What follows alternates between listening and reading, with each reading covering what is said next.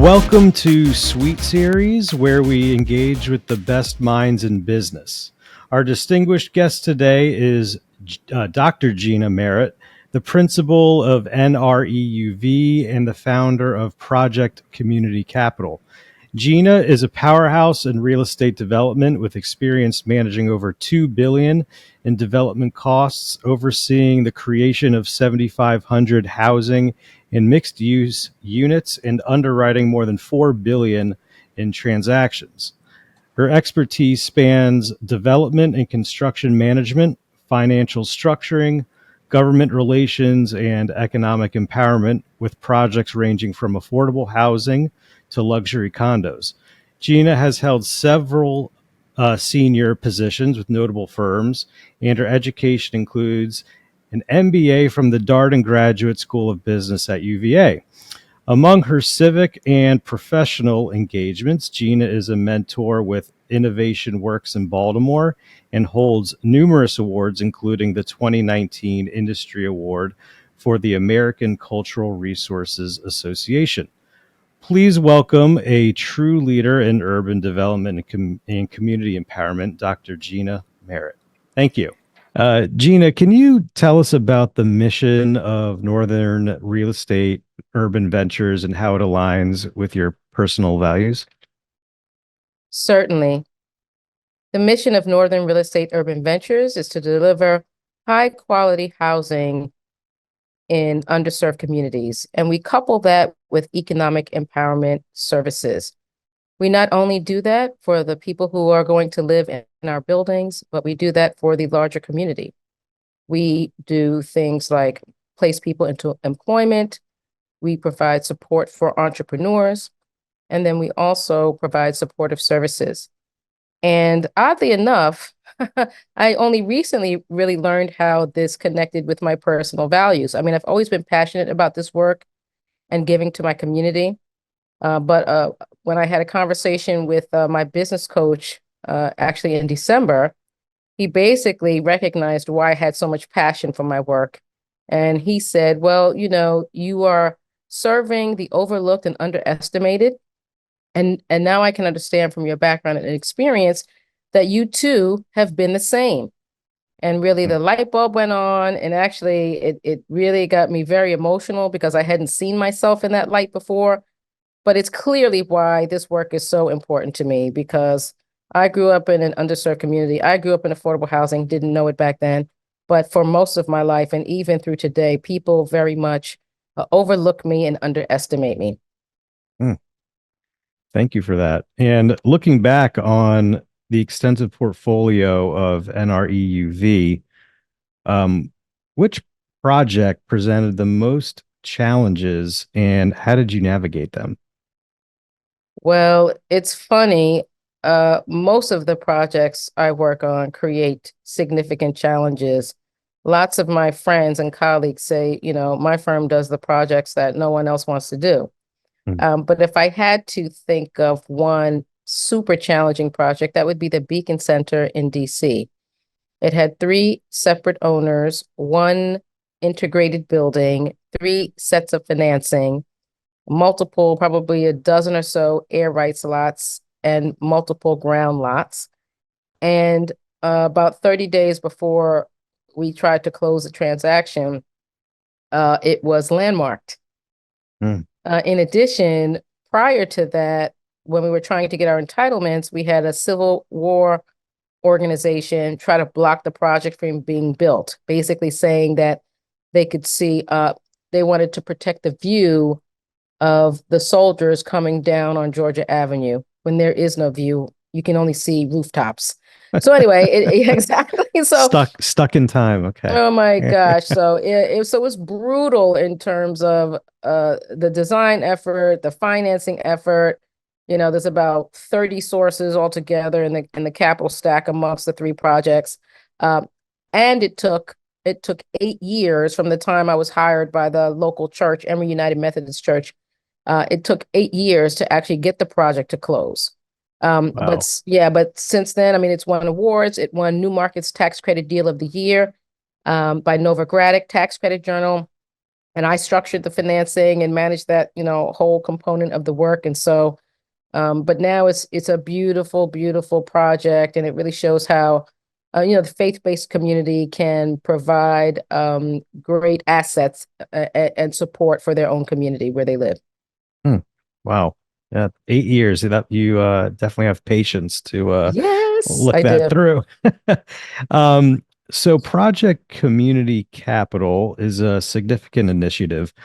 What inspired its creation, and can you share its impact on the communities it serves?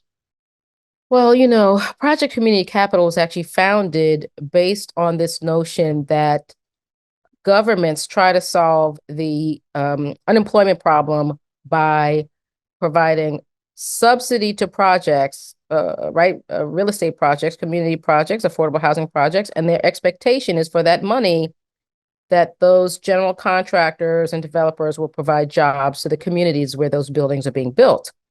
And so I was frustrated as a developer working on many projects when the general contractor would hire people and they would only last 1 to 2 days in their jobs, or maybe 2 to 3 weeks.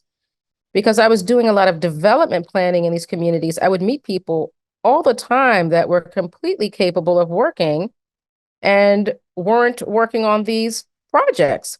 Hmm. So I decided that I was going to be the bridge to that employment gap. And we call ourselves a bridge to social capital, because 56% of jobs are found using social capital. But communities don't have the same kind of social capital that established people that have been, working in, upper management do for years. And so I decided I was going to bring that social capital to these communities. So I created a process by which we would vet people months in advance to ensure that the people were ready to work. And for the first project we did, actually another one in DC where we founded it, we only needed at that time, it was during an economic downturn. So we were really doing job preservation, but we were supposed to hire 10 people. It was a $20 million project back then. We had to hire 10 people. We wound up hiring 18 people. We vetted 100 people. Wow. Many of those people were from the community. We had a 94% retention rate in construction employment, which is unheard of. And in this case, it was what we call Section 3 residents, which is a public housing designation for people, low-income people from the community or public housing. And we were uh, next to a public housing project, and we had people that were supposed to live in our new development as replacement units from the public housing project. So it's unheard of that a developer could hire people from the community that are Section 3 and could keep those folks in their jobs during a construction project. So whether it was a 6-month subcontract, an 8-month, a 10-month, a 12-month, we were able to keep all of those people in place except for one person. Unheard of. Wow. So yeah, so we did that again on the Beacon Center, and there we hired 43 people. We only lost one person, and we had a 98% retention rate. Hmm. Unheard of. And so we created that platform to ensure that the people in the communities benefited from these economic development projects. And then I went to doctoral school, and then they taught me about the collective impact model that was founded at Stanford University. And what that's done is help me redesign Project Community Capital to not only help people who are ready to work, but I also now help people who are not ready to work. So I support them by connecting them to supportive services, mental health care, physical health care, education, Hmm. training, all to get those folks ready to work so that they can work on construction projects and in general employment opportunities. I could go on a down a rabbit hole off that question, but we'll keep that Yeah, we'll keep it moving. sure. With your, deep involvement in deal structuring and financing, what key factors do you prioritize when assessing the viability of a potential development project? So what's interesting is, again, I do very, very complex projects that wind up having lots of sources in the capital stack. And, usually when I source a deal and I'm structuring the financing, there's some go-to sources that can finance your project. But what usually happens with any project, certainly any affordable housing project, as you approach closing, things happen and costs get added to your project, right? So it's the economy and, Yeah. other things that come in up into a transaction. So then you got to figure out how to solve for that, for those gaps. I have a project right now, for example, in Cleveland that has a $6 million gap. So Wow. it was a great project when I started. We wound up getting $8 million from the city of Cleveland ARPA funding. We had 100% financing in place in 2022. And since then, right, with the construction pricing, Mm-hmm. COVID, inflation issues, along with the interest rate movement, we've created this $6 million gap in a project that was 100% fully funded in the summer of 2022. And so Wow. what I've had to do is get very crafty and talk to a lot of people who believe in our work to get them to post additional soft money to get the project closed. And so I'm happy to say today that I'm $1 million away from closing that gap. Wow. And And that's in so a short amount of time that you were able to solve that issue. exactly. I mean, honestly, I really started pushing hard just this January. Mm, So I'd been looking all around for a year and a half. And then in January, I just basically talked to my lenders and investors like, this is it. If you all don't show up now, we can't close on the timeline we need to close on to keep our ARPA money. And now we're just down to 1 million. But what that means is we're going to have like 7 or 8 layers of financing on the project in order to get it to closing. I'm right. used to that. And that's the fun part of the work. Honestly, I'm working also on a market rate project, and it is so boring compared to this work. That's just the truth. Yeah, never a dull day in this industry, right? So it whether you're on the development side or capital markets or tenant rep or whatever, there's always some challenge to Absolutely. solve. As someone who's adept at navigating government relations, what advice would you offer to developers seeking to align project goals with community development requirements? Well, what's great now, especially in places like DC and Maryland, is that you already have administrations that believe in this kind of work and Hmm. that understand how much investment it takes to make projects like the ones that I do happen.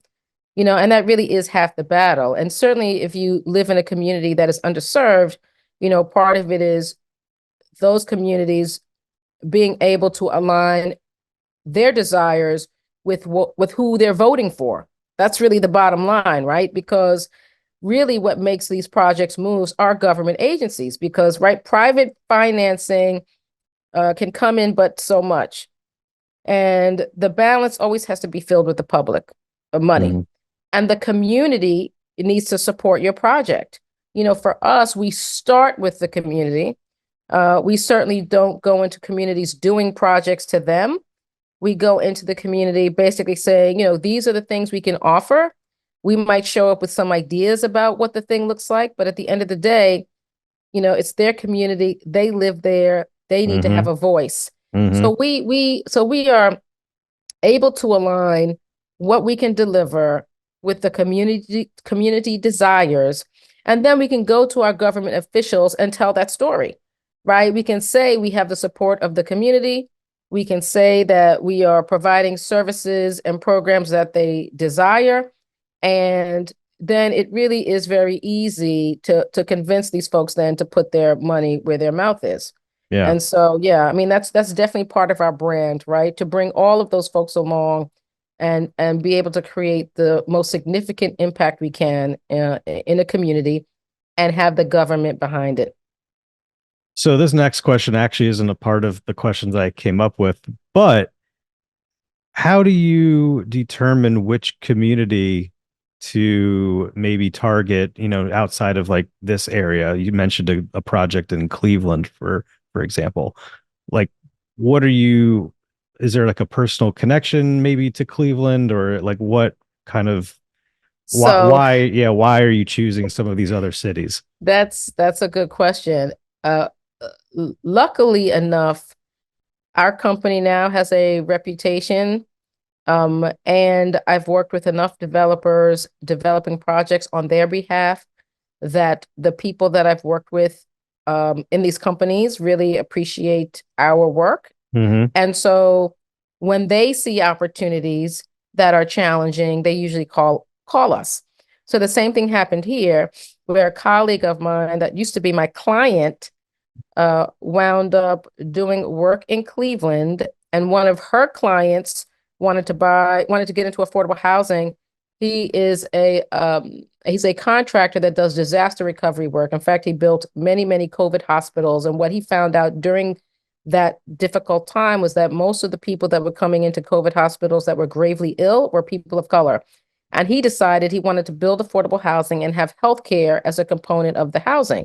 Mm-hmm. But he's not a tax credit developer, and that's what makes these projects go. And so my colleague then they were talking about, who could we get to partner to do this work in Cleveland, Ohio. And my colleague said, her words, not mine, the best developer I know is Gina Merritt. Mm-hmm. So I met these guys. These guys are out of Galveston, Texas, and I met them, and really it was love at first sight. And we started talking about what's important to us and what we're passionate about, and those things were aligned, and they agreed they would partner with me, and they would then allow me to be the 51% owner, which was huge, right? So really, Wow. yeah, after doing 2 decades worth of work for other people, it was awesome to have this group out of Texas say, certainly on this, my colleague's word, and your reputation, Gina, that we're going to entrust this project to you. We're going to fund all the money, but we're going to let you lead the project. Mm. Yeah, so all in all, it was an amazing experience, but it's then why I went to Cleveland. And then once I got to Huff and I saw, this really the stress in this community and lack of opportunity and the fact that nothing was getting developed in this community for the last few decades, I then decided to buy a disinvested shopping center that's an 8-minute walk from this first project. So now I have that shopping center, which is going to be 4 phases of development. And then I won an RFP and was selected as developer to help a nonprofit redevelop a 12-acre site that was built in the late 1800s by a Black woman. It was founded to serve the Black aged of Cleveland, and they Hmm. selected my firm to develop that. And we're going to do six phases of development there. So now I have $200 million worth of projects in Cleveland. And so it Wow. started with this one, but I think what happens is once people hear about me and the work that we do and the fact that we're not afraid of difficult projects, then people just are interested in working with us and helping to improve, those communities. So at this point in my career, it's very exciting to have this kind of reputation where people want us to come to their community to execute this work. Well, side note, I have a good friend who does commercial lending at Key Bank in Cleveland. So we can talk offline if there's anything Sure. Cleveland-based Would love to do that. other projects. So Would love to do that. your career has seen you manage projects with a variety of budget sizes and complexities. What strategies do you employ to ensure successful outcomes across such diverse endeavors? Well, one thing that's interesting is you diversify definitely by market, right? We're seeing that absolutely helps the portfolio. You diversify in terms of what you're delivering with each project.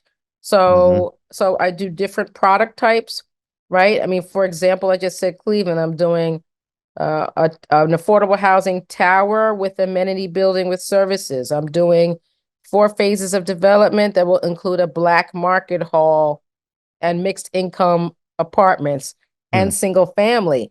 Then I'm doing the whole senior campus. So Hmm. they most of it needs the same kinds of financing, but they are very different product types, right? And serve different people. Yeah. The common thread, of course, through all of this is the economic empowerment. When we're serving seniors, we're providing them with different types of services. Some folks actually do want to work or start their own business, but most folks really want the sort of relationship building with people in their community and organizations. So, it's definitely worth being diverse. And I will say another thing that's interesting is right now we have two projects in Baltimore City. Now, I live in Baltimore County, and I've been trying to do a project in Baltimore City for a long time, and that has been a challenge in itself. But Mm-hmm. right now, I'm in two projects that are mostly, well, one now was supposed to be 100% market. Now it's 50% affordable and 50% market. And then I'm working on a project with the University of Baltimore through an RFP process. That project right now is 100% market, but it has 15% inclusionary zoning, affordable housing units. And so I'm working on the financing right now and the financial structuring, but that is a very different type of product for my portfolio. And the reason why that one was important to me is because one, I was invited to the party, but that the co-developer agreed that it was a good idea to bring project community capital to a 100% market rate transaction, right? Which is Mm. unheard of. No one does employment work for underserved communities or entrepreneurship work for underserved communities through a market rate project. And my partner agreed, to support that, and we won the RFP. And so we are now even more diversifying our portfolio because, as you can see in this economy, the projects that actually are still going are social impact projects that really aren't 100% dependent on government funding, Mm-hmm. but that can use some of the um, inexpensive financing like HUD and Freddie Mac financing, Mm-hmm. but also social impact equity that doesn't require 25% internal rate of return, that actually requires somewhere between 13 and 16% internal rate of return. Mm. So those projects really for me as a developer now have become very important to sort of level out my portfolio. It's a different set of financing, it's a different set of rules. I don't need millions of dollars of government money to make it go. So that's important, I think, for developers to think about, especially, small developers like me, as you grow your company. If you can diversify the uses, I think it'll make less of a financial impact over time, especially when the economy starts, moving around. Right.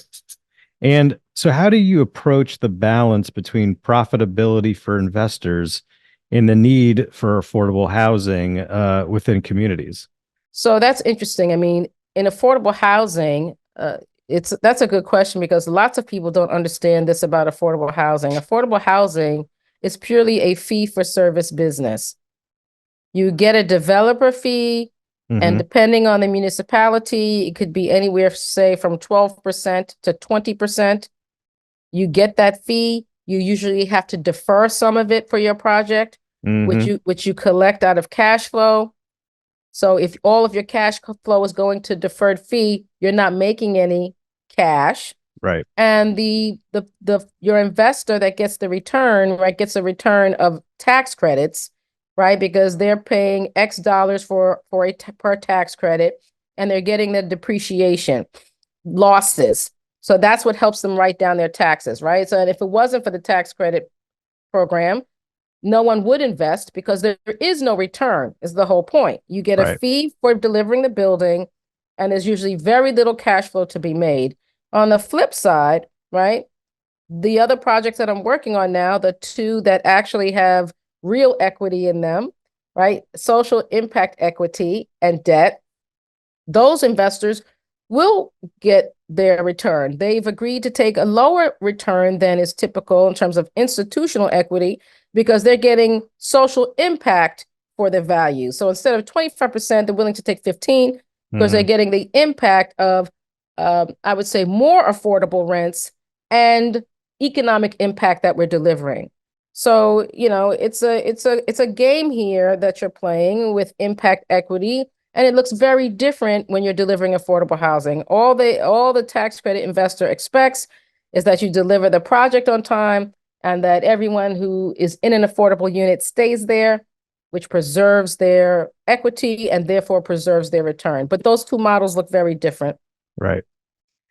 And reflecting on your education, how has your MBA with an emphasis on operations and finance influenced your approach to real estate development?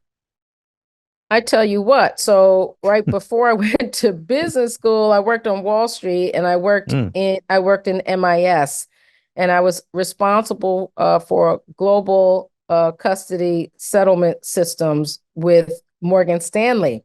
okay. And so going to business school, I had no idea I was going to do real estate. I sort of fell into that, which is a very long story that we might have to do over whiskey one day. But essentially, the technical piece, operations and finance, I think were so important to developing real estate. First of all, everything is a process, right? Yeah. And managing a project, you really have to have a process to manage it efficiently and effectively. And you must know your numbers. And the way I learned finance was really with M&A, right? That's what they teach you, the finance they teach you in business school. But it really is just like a real estate project, right?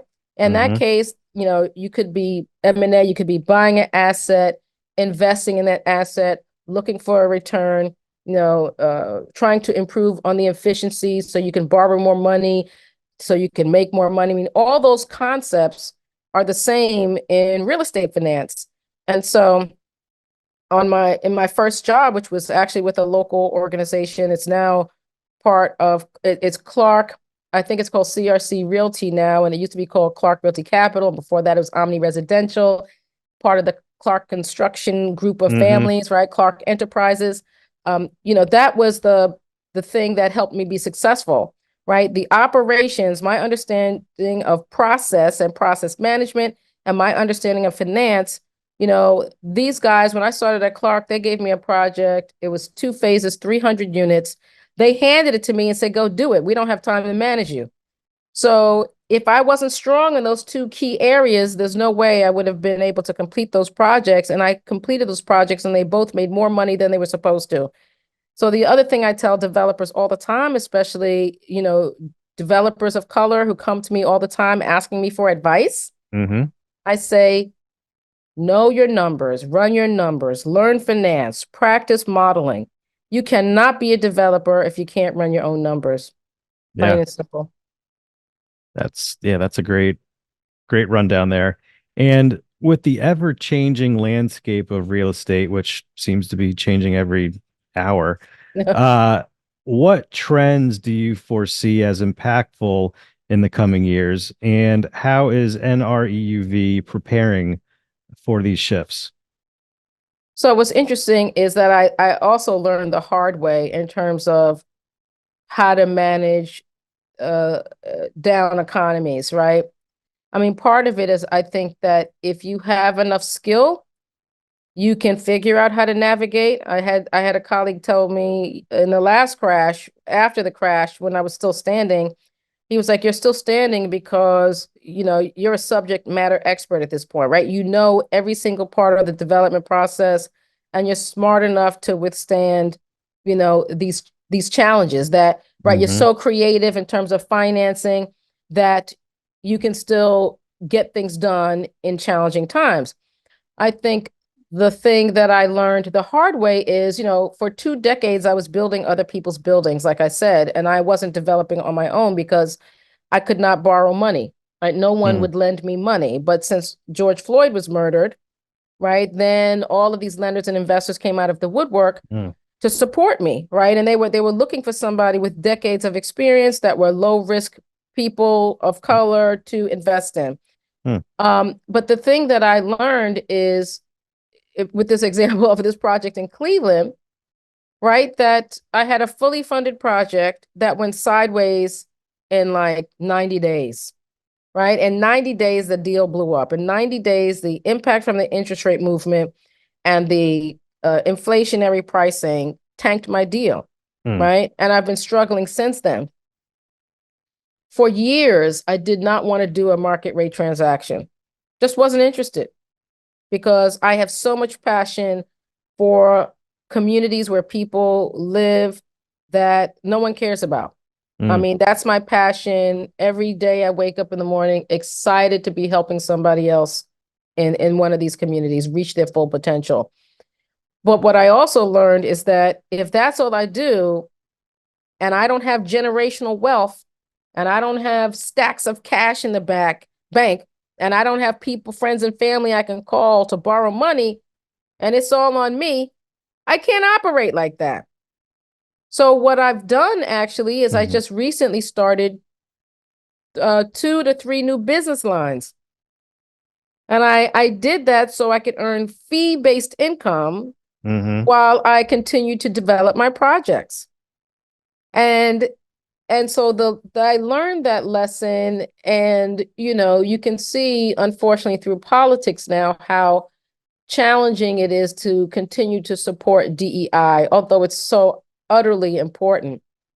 And so creating these other streams of income as a small business and developer, I think is important. And I think based on, certainly the short-term trends of the challenges of DEI, it's going to be important for businesses of color to figure out other streams of income to keep themselves afloat, even though, like in my case, my biggest passion is affordable housing. But I can't survive and do the work that I want to do in these communities unless I do something else to make some money during these rocky times. Are you able to shed some light on some of these other business lines that you've created? Sure. I started an HVAC contracting company. We already got a $2 million contract in Delaware. Oh, great. From a large developer GC who believed in my experience and my partner's experience and gave us a shot. God bless them. And then we actually won a contract, a 10-year contract to be a partner in airport concessions management at Dulles and Reagan airports. So we're actually going to do our project community capital work at the airports. Okay. And then we're doing some healthcare work. We have a partner we're working on doing some healthcare consulting. And part of that is also to bring project community capital to healthcare. So we're actually leveraging our existing experiences into new separate business lines and pursuing them, right? Yeah. To earn fees. These are things that we know how to do.